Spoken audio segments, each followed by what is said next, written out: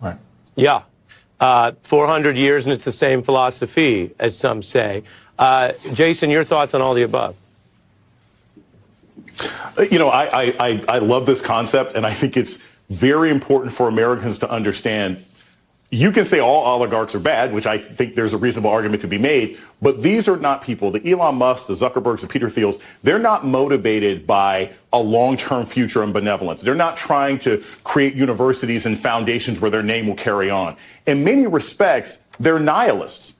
They think that humanity is over. They think the only way that we can transcend is through their brilliance. These guys present themselves like Tony Stark, right? But they're really more like Rick Sanchez and Rick and Morty. They're sad, addicted people who may be brilliant in their own right, but you don't want them running anything. And so we see that with the way that Elon Musk handled Twitter. We see that with Mark Zuckerberg saying, yeah, I learned how to be a real man because I started doing mixed martial arts. Dude, you're 40-something years old. You're just figuring out how to be a man.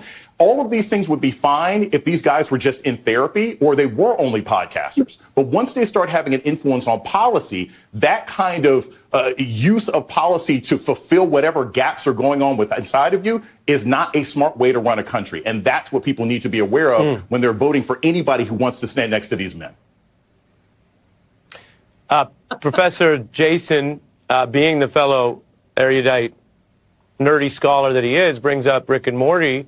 Rick Sanchez, in that great sci-fi cartoon, addressing sort of the mob, says, I welcome your boos because I've seen what you cheer for.